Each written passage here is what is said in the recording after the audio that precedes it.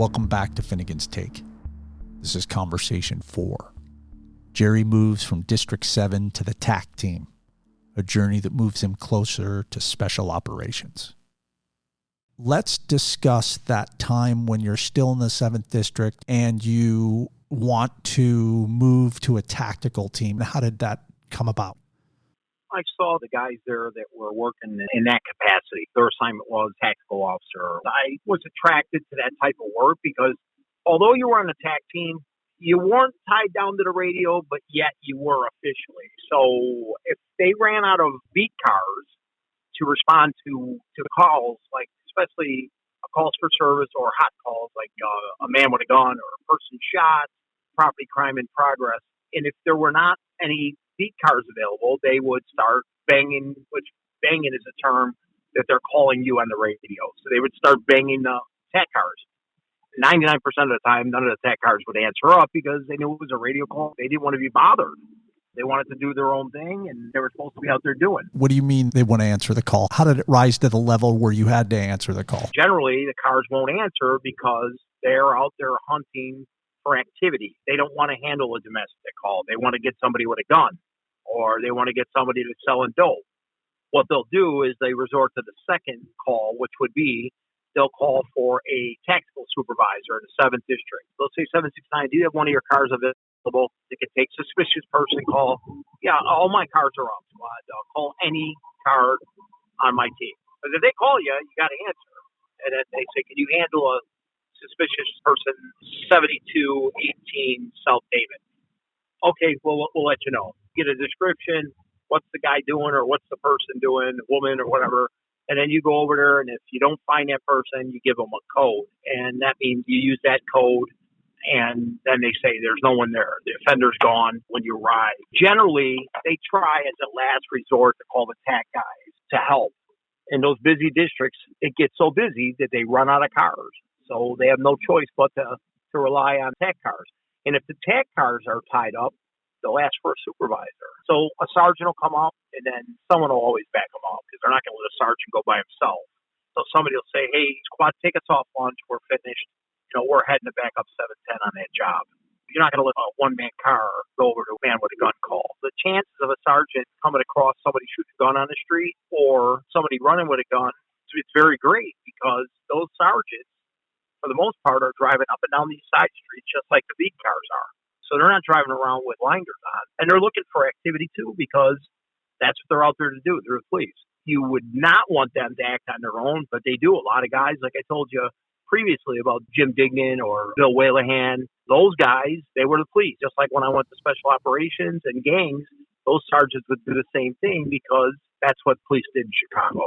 So the difference between the police in a district and this TAC unit is the TAC unit is plainclothes police officers, but every day their mission is to go out and specifically get guns and drugs off the street and or look for crime that's happening. But do they have more leeway to move within a district? Tactical teams are assigned, like a sergeant, a lieutenant will tell tactical team. They'll try not to tie them down to a specific area of the district, but they will sometimes. General will tell like a certain team, handle the 10 sector or handle the 20 sector. You're driving an unmarked car in plain clothes, which is not undercover because when you work in these neighborhoods, these children see the police on a continual basis. So a 3-year-old or a 4-year-old out playing in a group or standing there by their porch are going to wave to you because they know you're the police. You're not fooling anybody. Little children that are 3 and 4 years old, they know who the police, and they'll tell you, they'll say, hi, police. And I'm not trying to be funny, but you get 2 white guys driving around, you got black vest covers on and T-shirts and gym shoes and jeans, and you got your gun exposed and your handcuffs. You're not fooling anybody. Everybody knows who you are. Everybody. Inglewood was a predominantly black neighborhood. You got some TAC guys that sometimes we do reverse things like on drug locations, and you put the black tactical officers in a gangway, and then you'd have a couple black officers acting as lookouts and security, and they would send prospective buyers down the gangway to the tactical officer, and when they would try to purchase drugs, then you would arrest them, and then they put them in a wagon on the next block, and then you get so many, you take them in. And they would have these reverse things. They were called, I mean, it was a waste of time. All you were doing is arresting the buyers. You might have disrupted the sales on that block for a couple hours. Truly, it was a waste of manpower. It's very ineffective because if they didn't buy on that block, they'd go 3 blocks over and buy on that block. The Tact Team had its perks, but I did not have the opportunity to get on the Tact Team at that time. So I started looking for other opportunities, and one of them was gang crimes. And then gang crimes south, which is at 51st and Wentworth, gang crimes west, which was at Harrison and Kedzie, and gang crimes north, which was at Belmont and Western. You had an opportunity to go and work in that unit, and that was a citywide unit. At that time, it wasn't. Gang crimes was a citywide unit, but you basically worked in the area you were assigned to. So if you were in the Area 4 on the gang crimes west, you worked all the Area 4 districts, the west side. If you were in Area 1, you would work all the south side districts. Same thing with the north side. But there was a program that came into play in the early 90s. There was a commander. His name was Bob Dart. And he convinced the superintendent of police at that time that there should be something called the flying squad. And the flying squad started in the 20s, like motorcycle cops. What this was, you'd have 3 or 4 teams of 10-man teams and a sergeant and then a lieutenant. And you would go and saturate a district every night. But the funniest thing about it is you let them know you're coming. They'd line us up, like say we'd meet at a school parking lot. We were all in marked cars and we had a wagon with us. And they'd have us put our lights on and our siren and drive down the street to let them know the flying squad was in their district. It was the craziest thing. What's the psychology behind that? Their thing was that they wanted to let the citizens know that there was a big police presence in their district, that we were addressing their concerns. So we brought in this outside unit, the flying squad, to come in there and supplement the district police. So we would come in there and basically try to get the guys that were selling dope or carrying guns or robbing people or robbing stores. It was actually kind of exciting because you got to go somewhere different every night, but there was a drawback to that because if you weren't familiar with that district, you had to rely on the numbered streets. Say the Southsiders are idiots because we have all the numbered streets. So you would have to rely on the numbered streets. They're all the same. 75th, 75th place, 80th, 81st place. When you get these streets that you're not familiar with, like on the southeast side, some of these streets, I had never even heard of them. I'd never been that far east of the city in my life. We're basically like a couple blocks from Lake Michigan, but as far south as you can go, like right on the Indiana border. It took some time to get used to that, but once you got used to the hot spots, you would hit the same hot spots all the time. Actually, our unit, that flying squad, was very productive. How effective was this methodology? It was very good. It was very good. Took a lot of guns off the streets. You run people's names. Got a lot of people wanted for serious warrants, not BS traffic stuff they were wanted for. I mean, that's a waste of time. 99% of the time, if I had to run it over to here, then you have to take them in. But I didn't take people in for traffic violations and warrants for traffic because to me, that was a waste of my time. It was a very effective unit, and I think the results were good. I don't understand why they disbanded it. Eventually, they disbanded it. Maybe the manpower came into play. After that, I was in Gang Crimes West, was out of Harrison and Kedzie. There was a lot of activity out there, and we made a lot of good arrests, a lot of guns. The 10th district, the 11th district, the 12th district, and the 13th district were Area 4. 10 and 11 kept you hopping. How does that work? You apply to go to this gang unit and you just put your name in, and then what, they just like review it and go, oh yeah, you've got some tread and experience in the 7th. So then they accept you into this unit. Do you have to train when you get in that unit? Like, is there a pause in your policing? How does that work? That's what I did. I applied. There's an application. I interviewed with a captain on the south side for Gang South. His name was Duffy. Seemed like a straight shooter. I told him about my activity and my partner's activity. And I said, we're aggressive, which meant we like to go out and work. We're young. I'd like to give it a try here and go out here and get the bad guys for you and get a little freedom on the other hand, instead of being tied down to the radio. And he goes, okay, we'll let you know. We do have openings. By what you said, I do like conversation as far as your activity goes. I'll get back to you. I'll let you know. But he never did.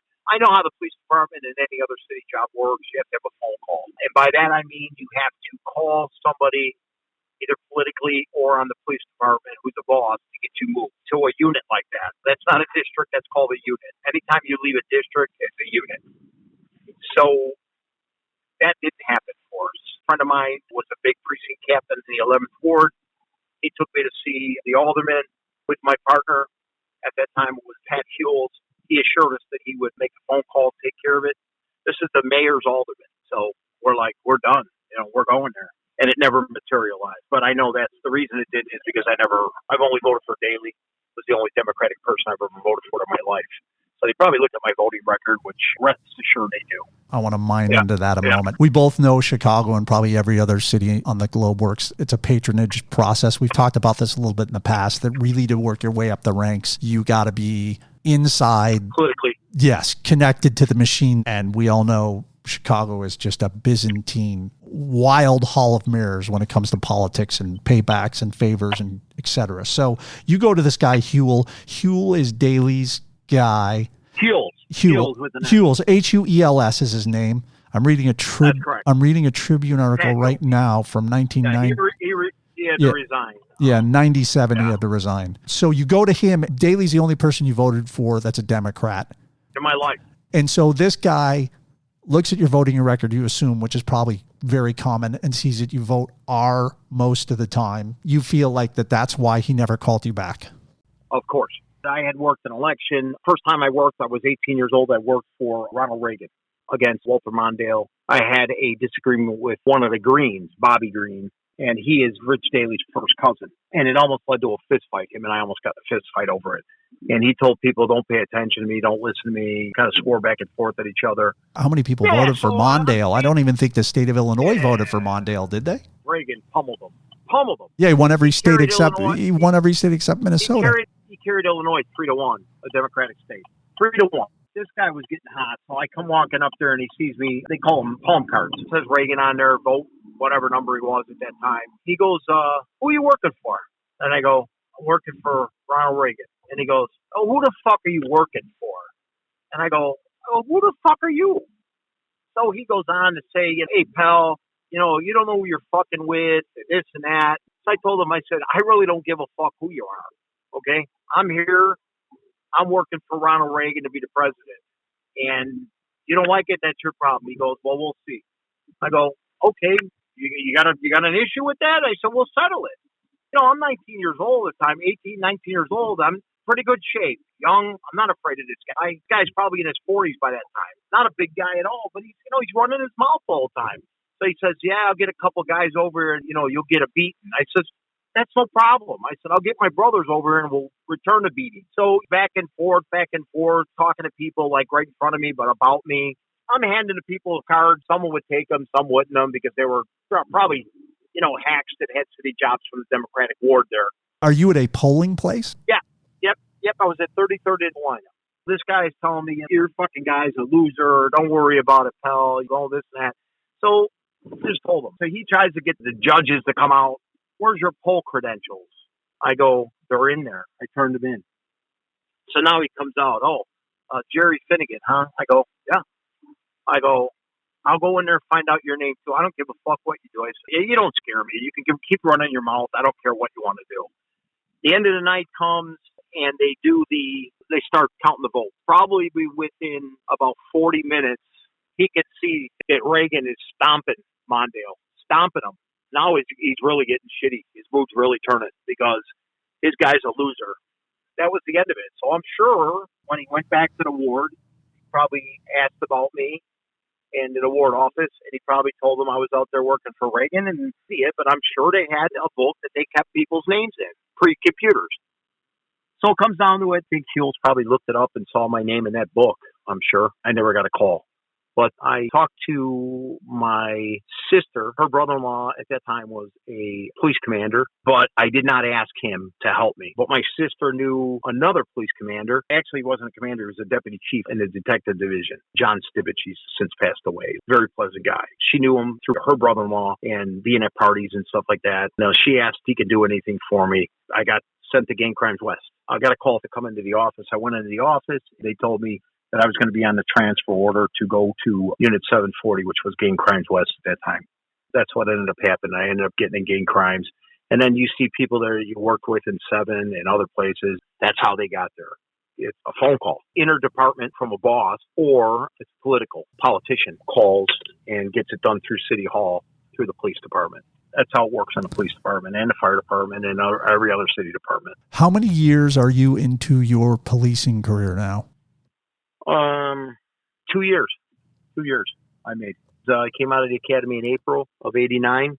I went to Gang Crimes West in April of 91. And were you ready? Of course I felt I was ready. Cocky. Was in the 7th district, fast, saw murders, chased guys with guns, made arrests for guys with guns, people shooting somebody else, hot cars. So, I mean, that's what they did. And I felt I was ready. If I was able to do that in the 7th district, I was definitely able to do it in gang crimes. It was apples to apples in terms of the environment or what you were doing day to day. So 7 was extreme in comparison to most places in Chicago.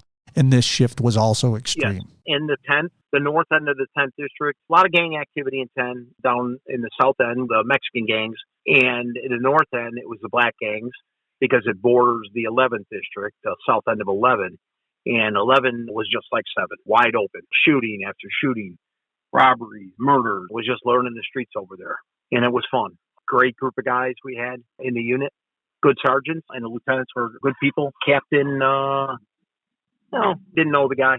Wasn't very personable. Didn't make a difference. Just as long as I did my job, I wouldn't have any issue. When you go there and you start, is there a mission statement, or is it just you jump in and you just kind of figure it out and there's so much going on already that you just acclimate to what's happening? Yeah, so the activity and the work were one and the same. The only thing was you got to eat in places that you chose to eat in and weren't only stuck at these certain locations. So you had some freedom. If you wanted to run, like say, for instance, if I forgot an extra battery for my rechargeable flashlight, I could run home and get another battery without getting on the radio and asking permission. It was good, but the thing I found crazy about it was, and I didn't complain about it, neither did anybody else, but there was a point system there. Every arrest at that time in that unit had a numeric value. There's deniability. They would say that never existed, but it existed. And we would joke, it's like fucking winning the lottery. You get a car full of gangbangers, you get a gun in there, and you get some fucking spray paint and a fucking marker and a curfew violator, you fucking won the lottery.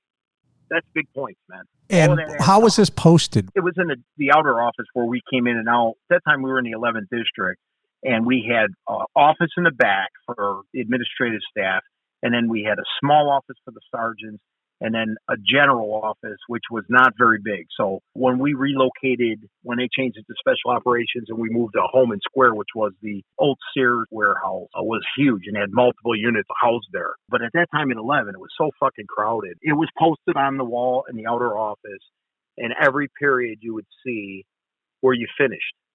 Was there a shadow system? If you killed somebody, did you get points? Or if you beat somebody up, did you get points? No. If you killed somebody, Neal, I mean, I don't care what someone could say. I've never been in that situation, but I knew a couple guys who had killed people on the job, and it affected them. It caused them, it's a proven fact. It changes somebody. Whether that guy is trying to hurt you or not, you still took somebody's life. He's a shitbag and got what he deserved, but seen some guys turn into boozing when they killed people. Maybe they couldn't sleep at night. I don't know, even though they were 100% in the right. Just strange circumstance. But no, that was never part of the system. You weren't given points to beat somebody up. I mean, otherwise there would have been a lot of points in that unit. Every month you were ranked out of the personnel in that unit, and you had to be ranked above a certain number. If you were in that lower bottom number continually, you got launched. They got rid of you, unless you were super heavy.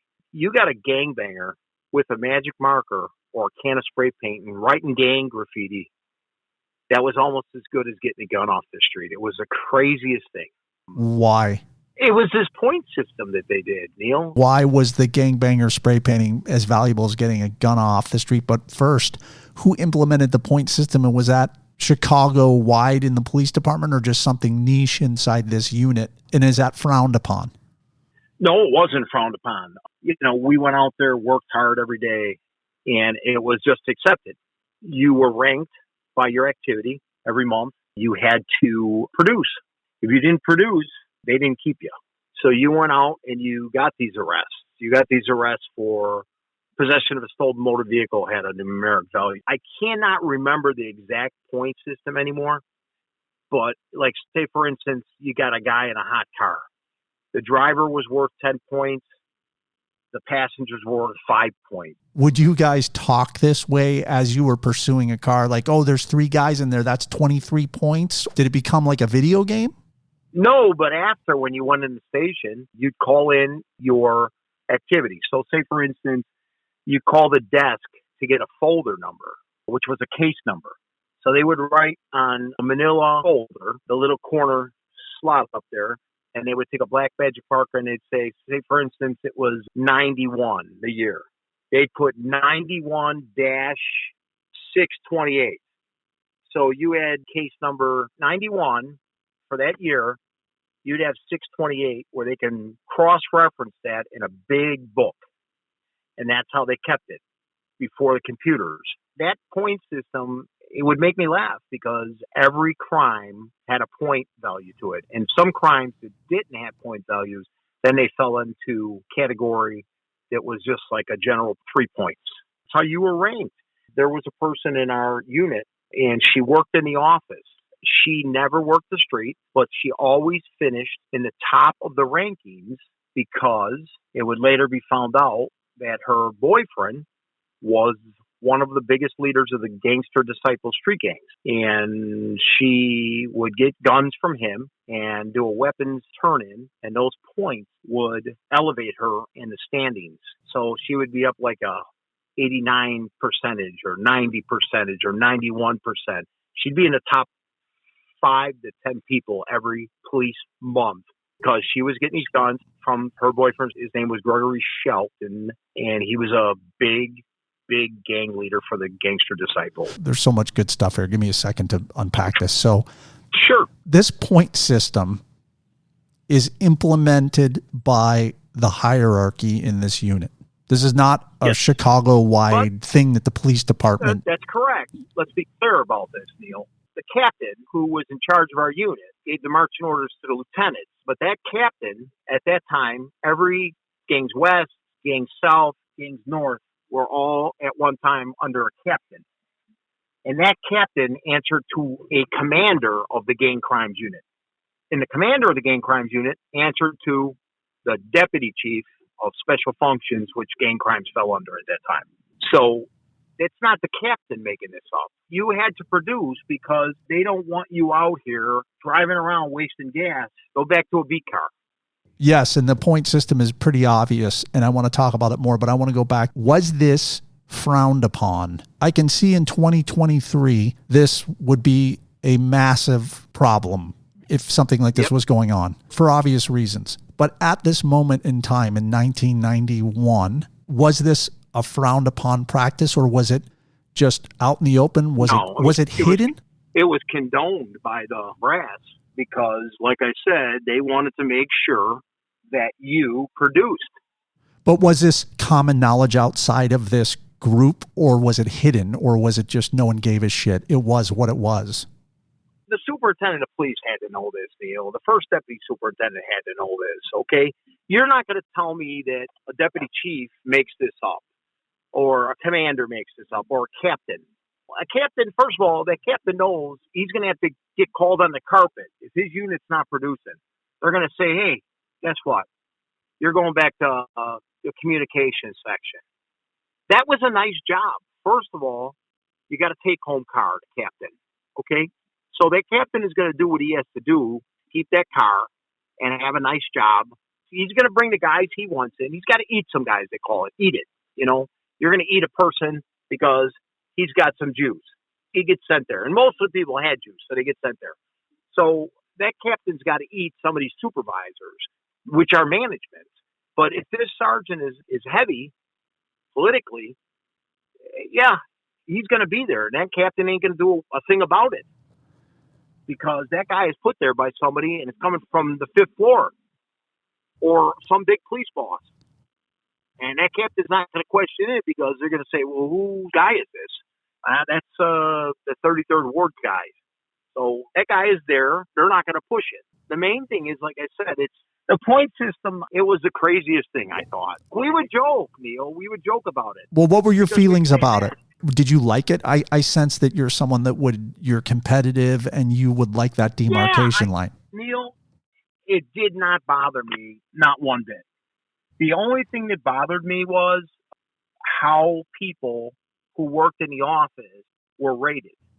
They should not have been rated. First of all, they're clerical workers. My joke was always take the fucking, and one time it said patrolman. Then they went to the stars, it said police officer. So I always said take the R off of there and just make it police office. Because if you're not working the fucking street, why should you be called a police officer? I'm not saying if a guy was shot or injured, but don't sit there and wear, the gun and the star and fucking walk around and like you're out there tell people, yeah, I'm in special operations or I'm in gang crimes when you work in the fucking office filing reports. Well, what would be the alternative to have a civilian? Not in Chicago, Neal, and I think, some of the departments had that. But Chicago, they had police officers. A lot of guys, they were called light duty. Those guys are deserving of being in the office because they were injured while working as a police officer. So I'm not talking about them. I'm talking about some women who got to those units and then they wormed their way inside because they come in with their nails nice and they don't have to worry about going out there and fucking wrestling with a bad guy or going in and fucking walking out of a house with fucking roaches on your fucking arms and on your neck because you're just searching a shithole. But they got a nice clean place every day and they can do their shopping on a computer. I used to laugh. There was a guy that worked. I told this guy one day, he said something about a report miss. And I was like, yeah, well, I'll get it. I'll look for it. Okay. Well, I need it today. I go, you know what? Okay. All right. Tell him to go fucking solve. If you need it that bad, go fucking look for it for yourself. What are you doing besides sitting on the fucking computer all day? Wearing his gun, and I told him, I said, what are you carrying a gun for in the office? You worried someone's going to steal your fucking lunch? That really stuck in my craw. But so there's this point system. You guys are out there racking numbers. I've got more questions about the point system, and I want to talk specifically about this woman who's feathering in illegal guns from her boyfriend who's a gang member. I want to hear about that. But when you know this point system, are you like, okay, what's the highest number? Because I'm going to beat it? I was competitive, but you had to be competitive. If you weren't competitive in a unit like that, then you didn't belong there. The districts, they fucking hated our guns. They hated gang crimes. They hated special operations because they felt you were coming in there and you were an interloper. But the thing is, the fucking patch on my shirt, the star on my shirt said the same thing as them. But they had an attitude because I was in there working. I started on a beat car. I didn't consider myself special, but I like to go balls deep every day, man. I don't know what it was until like later in the job. Then I kind of lost a little bit of that. But this woman who worked in the office was dating a gang member who was at the upper echelon of this. No, he was a gang leader. He was the leader. Well, he was one of the top leaders. He might have been the street leader at the time because the guy who was the leader was incarcerated in the Illinois State Penitentiary at that time. His name was Larry Hoover. It wasn't out there in common knowledge. There was talk, every month, how's she getting fucking 10 guns, turning in 10 guns or 15 guns with no heads, which means no arrest. It just didn't make any sense. Was that her undoing? Was that the thing that led to the investigation of her? No, by far no. She had a business on 79th Street. It was called Shrimp on the Nine. It was tied to the FBI, indicted a bunch of the GDs. She was indicted too because she was, washing illicit drug money. And, so was she a spy? I've heard it from other people who work for CPD from decades ago to today that there are people working on the police force who they're spies. They're in gangs, but they're working for CPD. This has been going on, we know, since the beginning of Chicago policing when the mob used to do this. So it's not a new thing. That's right. Do you know, or did you think that this is someone who just has another job to collect a paycheck and a pension, or was she providing information? After finding out who her boyfriend was, I'm sure she was providing information. Her name was Sonia Irwin. She was doing stuff beyond getting guns from them because they indicted her and she went to prison. Here we go. Cop pal of Hoover gang is sentenced. This is the Chicago Tribune by Matt O'Connor, Tribune staff writer, Chicago Tribune, August 12th, 1997. Sonia Irwin, Sonia-Irwin, a former Chicago police officer, once described by her gangster disciple boyfriend as, quote, my ace in the hole, unquote, was sentenced to more than 12 years in prison Monday for helping the gang carry out a multi-million-dollar drug operation. Interesting. Now, how does someone like that get into that unit? Who instilled her? Why wasn't there a background check? There's no background check to move around on the police department, Neal. It's performed when you apply to the police department, and that's it. I don't know who her clout was to get her into that unit. When I got there, she worked in the office. She worked in the office the whole time. Never worked the street. Just to put a fine point on it, which I think is hilarious, I think. This woman was dating the head of the Gangster Disciples. She worked in the office as a cop. In order for her to work herself up the point system, she would go to her boyfriend. He would give her illegal guns. She would bring them in and put them into the mix. Hey, I got an illegal gun. But at the end of the month, she'd have like 10 illegal guns in, but she's pushing paper in the office. And no one said like, what the fuck? How did you get these? Where'd you get these? Were you driving to work and then you saw the gun on the street corner? Or like, how did you get the gun? No, confidential informant gave it to her. Somebody was, concerned citizen, confidential informant. When the department is so bent on taking the guns off the street, I guess it just fell between the cracks. And, they were happy getting 10 or 15 guns off the street per month from her, in addition to the other ones. But it was just fucked up because we'd look at the sheet to see where you landed every quarter. We'd always like, how the fuck is she working in the office, but she's finishing the top of the pack because she's fucking got all these weapons turned in? No one gave a fuck. You're in this unit. Where's your head in terms of how things are going for Jerry Finnegan? Is Chicago the same criminal environment from your perspective from when you first entered the force? Like, where are you at emotionally in this journey? It was a continuation, 100 miles an hour plus every day. Great. Loved it. I mean, a lot of action. I was very excited to be in that unit. And then one of the guys was jammed up and, they arrested him and they disbanded gangs. And when you say jammed up, he was under investigation and... He was indicted. He was sent to a penitentiary in California. They disbanded gangs after that. Are you working gangs when it's disbanded? Yes. So what happened was they disbanded it and they were going to rename it. And that's when Special Operations was created. I did not make a phone call. I thought I would be able to stay there because of my activity. I was stupid enough to believe that. I should have made a phone call.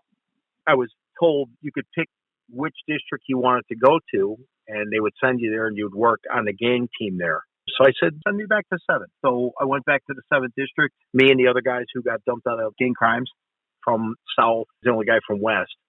So they sent me back to 7, and I was on the gang team, and I worked for a sergeant over there with a bunch of guys. I had some good guys on my team. Had a lot of fun there. Got ton of activity. Took a shitload of guns off the street till I went to Special Operations. A lot of fun. Some bad dudes there. We put some bad dudes away. A lot of murders, a lot of shootings, robberies. It was pretty interesting. There was one particular case that comes to mind. This guy was killed, and he was vice lord leader. And I was walking out of the station, and my sergeant was talking to a female police officer. He told me, and I forget the guy's nickname, but he said, so-and-so's dead. And I go, oh, yeah, who's that? And he goes, that's the leader of the vice lords. And he goes, Jerry, you're a tactical gang officer. You're supposed to know that. I go, well, that's not my sector. That's a 10 sector. I'm up in the 30 sector. It doesn't make a difference. So he got kind of, pissed off at me because I should have known who the guy was. We're going to go over there because it's heated up and we're worried about retaliation. So he gets in the car with me, this kid, Brian Bernard, and another guy, Ed Kozubsky. Good guys, hard workers. And I'm driving, and we turn the corner about a half a block from the station.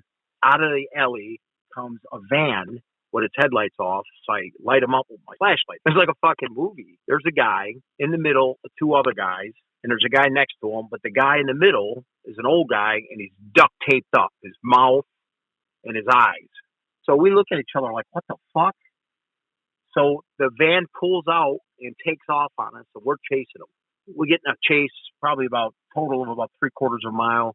They go into a vacant lot. But the most hilarious thing is both front passenger and side door didn't open. They were broken. So these guys couldn't get out of the van. It was hilarious. They could only get out through the side door. So we got them with the guns, and we got the guy, took the duct tape off of him, and they had kidnapped them, and they were taking them to an ATM, and then they said they were going to kill him afterwards. And this was like maybe 2 weeks after Michael Jordan's father had been killed.